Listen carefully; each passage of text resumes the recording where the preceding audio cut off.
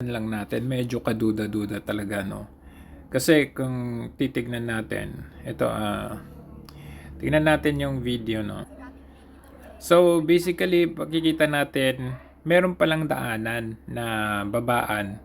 Ayan po, nilakad nila pababa eh. Ayan, so, nakita ninyo, naglalakad sila pababa. Although medyo matarik naman, pero obviously, obviously, hindi po siya yung matarik na pag nahulog ka kasi pwede mo palang daanan eh. Ayan o. Tapos dito, tingnan natin dito i-pause lang natin dyan. Wala tayong makitang dugo. Alam mo yung dugo na from the top. Kasi sa top pa lang pag nahagip ka sa top, no? Ayan, dito pa lang makita mo yung yung bakas dapat na pinagkahulugan sana. Ayan.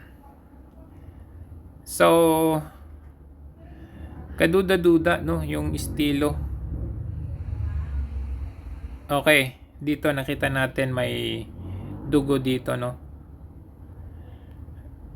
Okay, wait lang Ayan. May dugo dito, pero si Cabral nandito siya. Tingnan natin Okay, ito na yan. Ayan.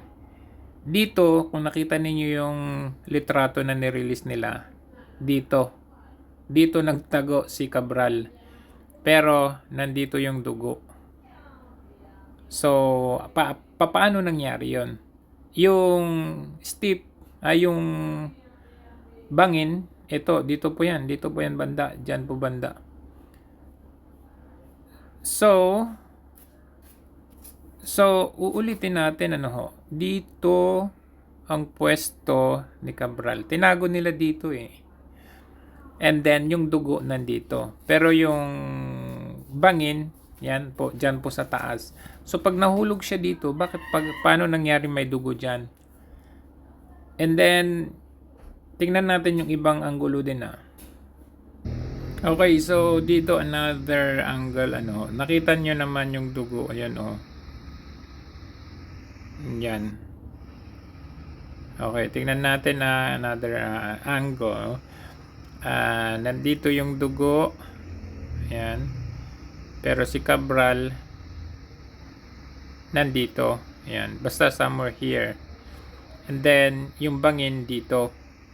Dito siya ayan. So, it's very unlikely na may dugo doon, tas dito yung body.